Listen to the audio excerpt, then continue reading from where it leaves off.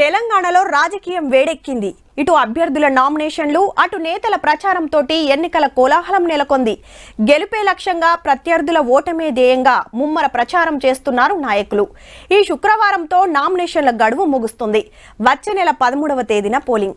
సమయం ముంచుకొస్తుండటంతో జోరు పెంచాయి పార్టీలు. చేవెళ్ల సీటు కోసానికి BRS Kasani Gnaneshwar sir, Congress Ranjith Reddy sir nomination వేసిండ్రు. కారు గుర్తుకే ఓటేయాలని రాజేంద్ర నగర్ లో రామన్న రోడ్ షో చేస్తే మొన్న సీఎం ను కలిసిన ఎమ్మెల్యే ప్రకాష్ గౌడ్ సార్ కూడా వచ్చిండు. మీరిగిన 10-12 సీట్లు మాకు అప్పచెప్తే రేపటి రోజున అటు ఎన్డీఏ యూపీఏ ఇద్దరు వచ్చి కేసీఆర్ గారి దగ్గరికి వచ్చి అన్న దండం పెడతాం, మీ తెలంగాణకి ఏం కావాలంటే చేస్తాం, మీరు దయచేసి మాకు మద్దతు ఇవ్వండి, వాళ్ళే మన దగ్గరకు వచ్చే పరిస్థితి. భువనగిరిలో బీజేపీ బూర నరసయ్య గౌడ్ సార్ నామినేషన్ కార్యానికి సెంటర్ మంత్రి జయశంకర్ సార్ వచ్చి కమలానికి జై కొట్టాలని ఆవాజ్ ఇచ్చిండు.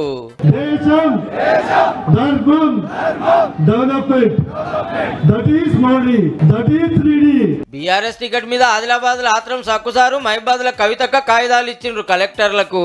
అట్లనే మీటింగ్ పెడితే ఎమ్మెల్యే ఎలక్షన్ ఓడిపోయిన శంకర్ నాయక్ సార్ గిట్లా అన్నాడు.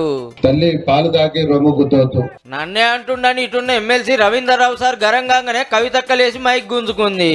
కాదు ఇక్కడ మాట్లాడతా అంటే ఇది అయితే కొట్లాడదాం అంటే కొట్లాడదాం, నో ప్రాబ్లం. ఇక్కడ ఎవరు చేత కాకుండా లేరు. లొల్లి ఇంత ముదురుతుండే వరకు కడమలు సంజాయించిండ్రు. ఇక Medak BJP candidate Raghunandan sir ఇట్లా అన్నాడు.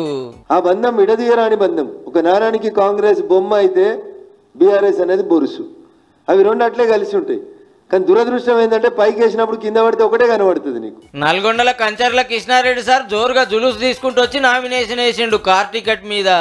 తప్పకుండా ప్రజల్లో వస్తున్న స్పందన చూస్తే బీఆర్ఎస్ పార్టీ అభ్యర్థి గెలుపు ఖాయమనే విషయం ఎంపీగా అవుతారంట, వాళ్ళ ఊళ్ళో పోయి సర్పంచ్ అయితే తెలుస్తుంది. ఖమ్మం టికెట్ ఫైనల్ కాకముందుకే రఘురామారెడ్డి సార్ తరఫున కాగితాలు ఇచ్చిండ్రు కాంగ్రెస్ లీడర్లు. అట్లనే కంటోన్మెంట్ కార్ ఎమ్మెల్యే క్యాండిడేట్ నివేదితక్క నామినేషన్ వేసింది. ఓట్లు దగ్గరికి వస్తున్నాయి కాబట్టి ప్రచారం సుత జోరైతున్నది.